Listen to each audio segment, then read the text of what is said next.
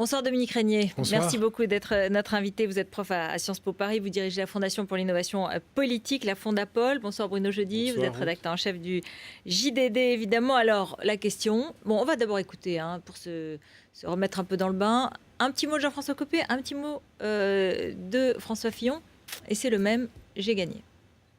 Oui, ma réponse est oui. J'attends sereinement que la commission de validation des opérations électorales le confirme.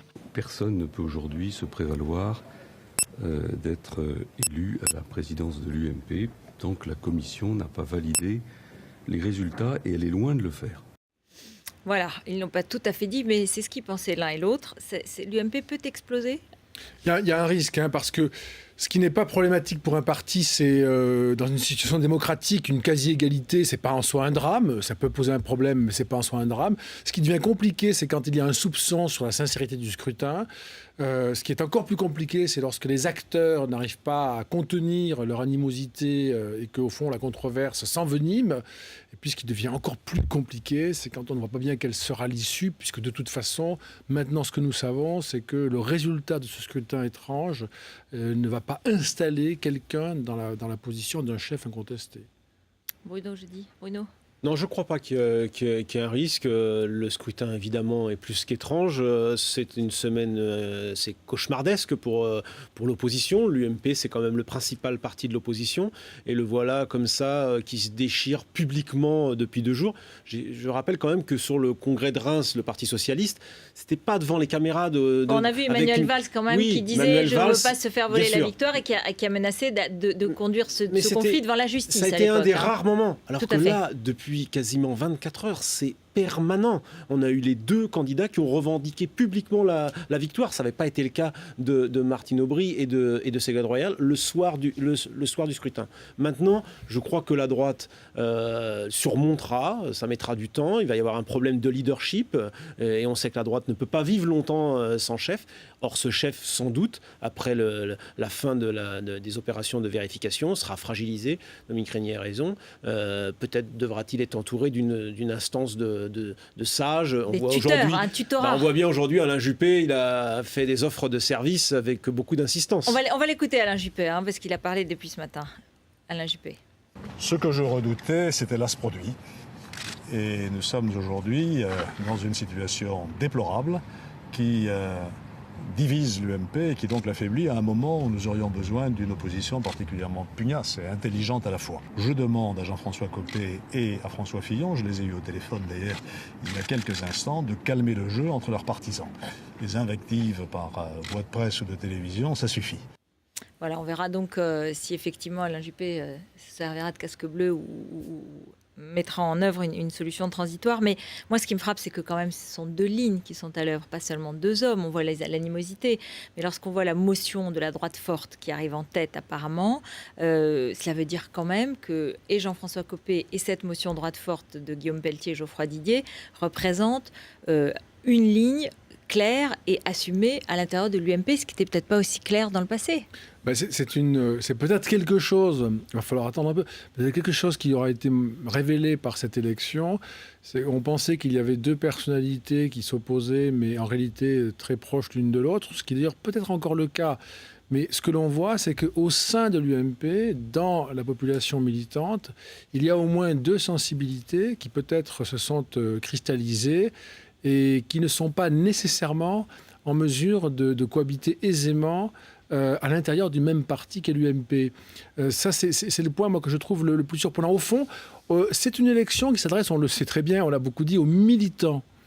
Et ces 300 000 militants sont beaucoup plus différents des sympathisants et encore plus des électeurs de droite qu'on ne l'a pensé. Si bien que quand vous voulez être élu par ces militants, c'est eux qu'il faut mobiliser, c'est à eux qu'il faut parler. Et aussi bien par cette élection, l'UMP comme appareil, et à travers elle ses candidats, Jean-François Copé et François Fillon, se sont éloignés des électeurs de droite. C'est pas impossible que ce phénomène-là se soit réalisé, c'est-à-dire que, ayant cherché le soutien des militants de l'UMP, ils aient trouvé un territoire rhétorique, une substance plus Jean-François Copé que François idéologique. Mais peut-être que François Fillon a essayé de cultiver cette moitié plus centrée, plus recentrée. Hein, c'est un peu ce qu'il a fait finalement. Et l'idée qu'il y ait une moitié de la population de l'UMP plus proche de ce que moi j'appelle le repli ruralo-identitaire, et de l'autre côté quelque chose qui serait plus social, libéral, progressiste, peut-être constitue en effet les deux familles qui coexistent au sein de l'UMP. Et c'est vrai que au-delà de cette crise, cette grave crise que subit l'UMP, la surprise d'abord, c'est finalement Jean-François Copé, qui, qu'on disait loin, qu'on disait peut-être en difficulté face à François Fillon, qui fait en gros 50 et quelques ou 49 et quelques, enfin on verra bien le résultat quand on le connaîtra, mais en tous les cas, qui sur une ligne dite de la droite décomplexée, hein, il a annoncé la couleur, qui était un peu dans la lignée de la fin de campagne de Nicolas Sarkozy, un discours identitaire. Centré quand même sur l'immigration, sur l'islam. Voilà, qui est repris aussi par la motion droite forte, vous le disiez. Cette ligne-là, la surprise, c'est qu'elle est à 50% dans le parti, alors que François Fillon, sur une ligne plutôt droite rassemblée, traditionnelle, libérale, ouverte un peu. Elle devait, sans doute qu'il espérait faire beaucoup plus. Hein. Et là, en fait, l'échec pour lui, c'est de n'être qu'à 50 ou à 49 et quelques. Donc, de toute façon, sur le fond, il y a déjà un verdict là qui apparaît ces dernières heures. Et ça, c'est sans doute... on l'a déjà vu peut-être dans d'autres partis, mais là, pour le coup, la droite bascule sans doute dans un univers différent de ce qui a fondé l'UMP en 2002. Il faut rappeler que l'UMP en 2002, c'est le mariage des grandes familles de la droite française. De l'UDF et du RPR, voilà, de la droite gaulliste et de la droite famille libérale. Centriste, la famille gaulliste. Et là, on voit peut-être, c'est vrai, une droite bonapartiste et de la droite mais en même orléaniste, temps, et elle évolue aussi sous la pression de la société. Toutes les études aujourd'hui montrent une radicalisation dans la société française. Et donc, la droite n'échappe évidemment Dominique pas Régnier, qui a travaillé évidemment et qui, sur les populismes en Europe, est-ce que vous y retrouvez ici des faits, des caractéristiques fortes de ce populisme en Europe quand même on retrouve ça. Les partis sont travaillés par le populisme. Certains partis se spécialisent. C'est le cas du Front National, c'est le cas aussi du Front de gauche, chacun avec ses spécificités. Mais les partis de gouvernement sont eux aussi attirés comme mécaniquement parce qu'ils sentent bien que là, ça répond, que ça prend, qu'il se passe quelque chose.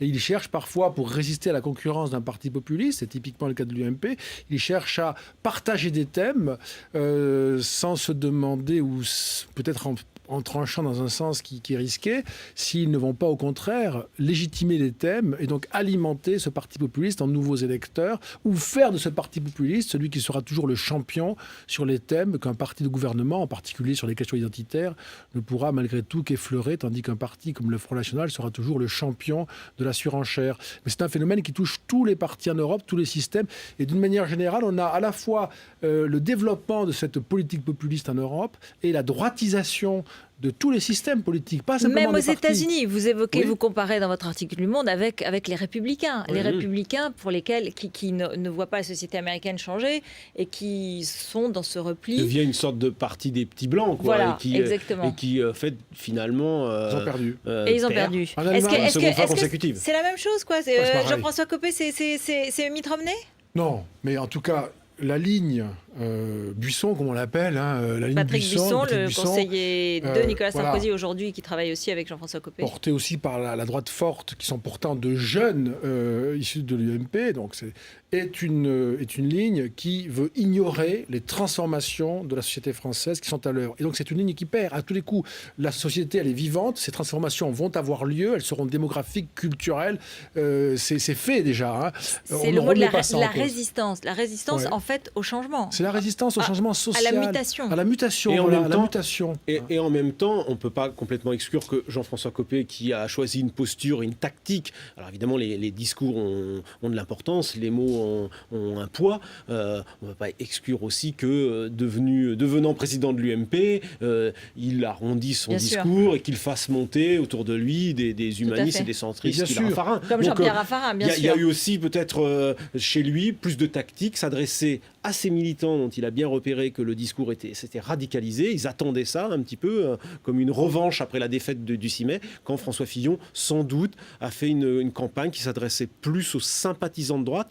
Et il faut redire, c'est la énième fois que c'est sans doute redit, il y a les sympathisants, il y a les adhérents, il y a les militants. C'est 3 catégories et toutes ces catégories-là n'ont pas voté, à commencer par les sympathisants. Qui en profite ce soir? Alors, ce soir, c'est probablement... il y a plusieurs acteurs qui en profitent. Le Front National, bien sûr. Je crois aussi Jean-Louis Borloo et l'UDI, qui est une droite de gouvernement nouvelle, à disposition, encore naissante et un peu désorganisée, mais ça peut les aider. Je dirais quand même François Hollande. François Hollande, bien sûr, François Hollande, mais aussi Nicolas Sarkozy. Quand même aussi Nicolas Sarkozy, parce que cette élection réussie pouvait effacer l'hypothèse Sarkozy. Non seulement ça n'est pas le cas, mais je crois que ça la renforce. Au sein de l'UMP, la demande de chef légitime va être très forte en raison de cet échec-là. Et donc l'appel à quelqu'un qui n'est pas contestable en interne de ce point de vue-là va être très fort. François Hollande, vous disiez... François Hollande, parce que François Hollande qui traverse quand même une période difficile, il est très malmené dans ce début de quinquennat. Il a lui-même confronté une majorité qui commence à se déliter au bout de 6 mois. Et on voit bien qu'il y a chez Hollande, dans son discours, une évolution vers un recentrage à la fois du discours et peut-être demain des équilibres politiques au sein du Parti socialiste qui se transforme un peu en Parti social-démocrate. Évidemment, l'opposition comme ça en difficulté avec une droite qui se radicalise. Pour lui, c'est plutôt une bonne nouvelle et il n'en a pas tant que ça actuellement. Merci beaucoup, merci à tous les deux d'être venus sur notre plateau. Restez avec nous tout de suite à la Marchale, le 20h. On continue à parler de l'UMP. Je vous retrouve avec Olivier Matron.